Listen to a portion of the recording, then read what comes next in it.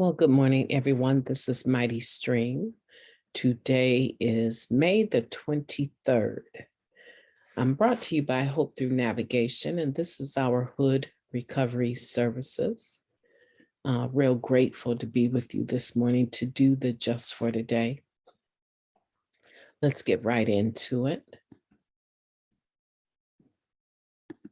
It is entitled Amends and Sponsors.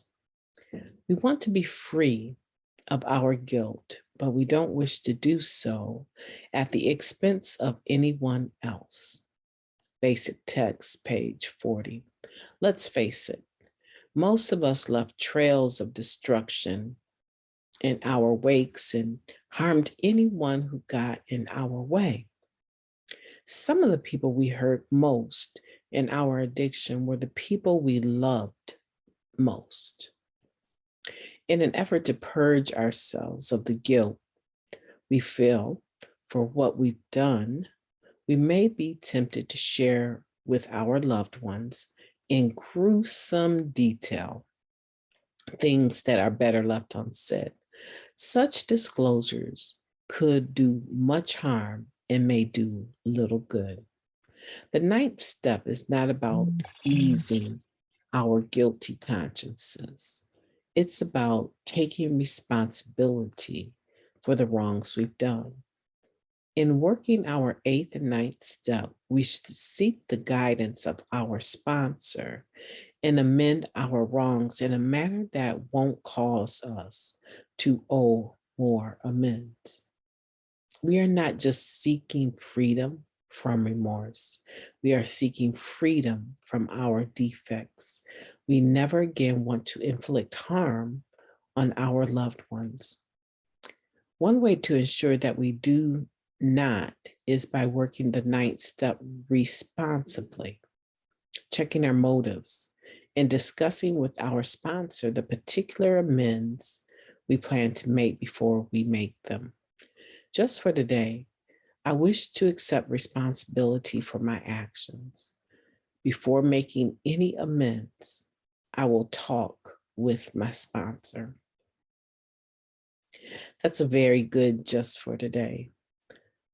So it has been less than 24 hours that my mother-in-law passed away. She passed away peacefully with her two surviving sons at her bedside yesterday evening. And yeah, it's been just about 12 hours. And this topic about making amends is so fitting, so fitting. One of the things that we want to make sure of is that we know as recovering addicts that we've created a lot of harm, a lot of destruction. In fact, it says most of us left trails of destruction in our wakes and harmed anyone who got in our way. That's because at the core of our disease is our self-centeredness, right? So we know that even though it would have been more practical to meet our responsibilities to do the things that we said we would do, once the disease of addiction is active, all bets are off, right? So even if we tell someone we're going to do it, the possibility of us actually doing it is slim. And then if we do actually do what we say we're going to do, and we're in the grips of the disease of addiction, a lot of times we cause them embarrassment and hurt being in their presence because of the things we say or don't say, do or don't do.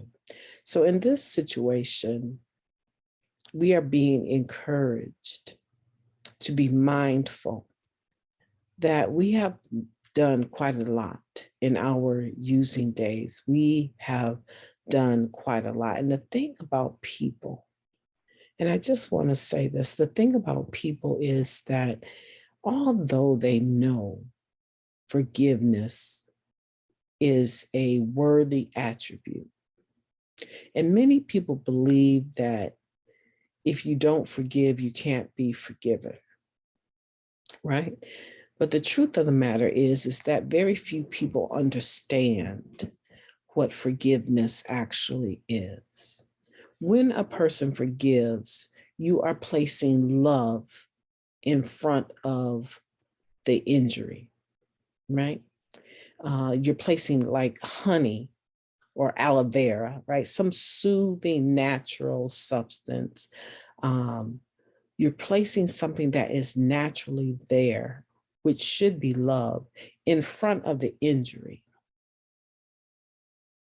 right? And so now instead of seeing what they've done, your love shields you from having to see what they've done and be resentful. I'm not talking about forgetting something. I'm talking about forgiving something. Very few people really understand the spiritual connotation of forgiveness and why it is such a blessing to oneself to forgive another. So very few people get that. Right. So here we go into our 8th and 9th step. We put them on the list. We've talked with our sponsor and we've said, this is the amends that I believe I need to make. And your sponsor gives you the go ahead to make it. Now, here you are making the amends, acknowledging the error. And we know living amends is greater than just the verbal thing. It's not about saying sorry. It's about the fact that you've changed your ways and you are now wanting to approach them and let them know, I know I did you wrong. And I just want to let you know, I know that. I'm very sorry. I was very sick at the time. And I know that I hurt you. And I want to look you in your eye. Or in some instances, I know this one lady, she flew to wherever she needed to make amends to the people at. And it was a beautiful vacation and experience for her, right? So people go at it in different ways. She wanted to make face-to-face amends with those people that she, felt moved to do so with. But for some people, it's going to be a letter. Some people, it's going to be a donation. It's going to be supporting a cause. Some people, it's going to be releasing balloons. For different people, there's different things because not every amends, hear me out, not every amends could be made the same way. We've done enough harm already. We don't have the right, for the sake of making ourselves feel better, to cause more harm. So now you go to make the amends and you had an agreement with your sponsor with how, and this is key. You had an agreement with your sponsor how you were going to make that amends. Because most people don't even get this far in their spiritual journey. They don't even get this far in the ideal that if someone actually harmed you or hurt you, that you would owe them any amends, that it could have been a two-way street, right? That you have a side of the street of your own that you need to clean. That's far-fetched for many people. Far-fetched, because many people will just say, I was the victim here and there's nothing, absolutely nothing that I owe. And in some cases, that's true. A child that is sexually abused does not owe her or his perpetrator anything, any amends, right? Other than to report and hopefully they land themselves in jail away from hurting other people, right? So I'm not talking about all situations. I'm talking about some situations. It was a two-way street. And there's some amends that you owe, right? So you have this agreement and you go to your sponsor and you're trying to make this particular amends, and they say something to you that triggers something in you. It triggers some other memories. Maybe some other memories that you and your sponsor had already talked about, but he or she told you, no, do not bring that up. Do not bring that up. No. Just admit that you know that you did some things that were harmful and you wanted to let them know that you're sorry for that. Don't go into,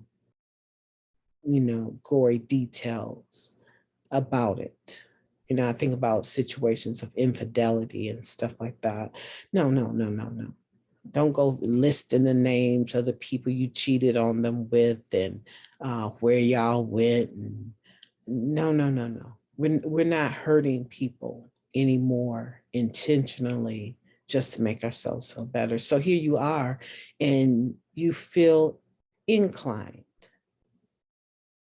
to go beyond what has been discussed with your sponsor. And later, if you indulge in that, more than likely you're going to regret it. You're going to regret it. One, because you might not be honest with your sponsor that you did more than what you two agreed to, or you might lie, right? I think I said that twice, excuse me, attributed to my mind, not my heart today. So you may feel a need to cover over your tracks and not reveal that you went further and you said more.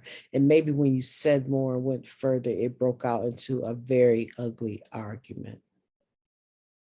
And depending on who you're dealing with, you could possibly even be putting your life at stake, right? So we want to be careful. We want to be careful about how we go about making amends. We want to make sure that our motives for it are correct.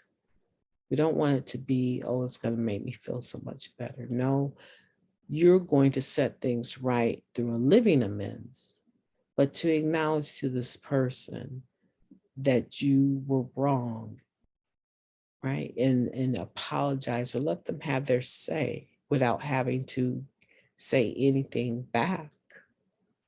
Maybe they just really needed you to acknowledge, right, that you drove their vehicle into a tree, high or drunk, right?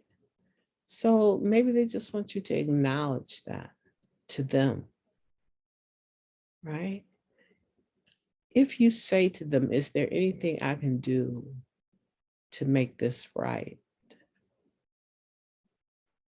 That should be something that you have discussed with your sponsor, that you would put that offer on the table. Because in some instances, when you indicate, is there anything I can do?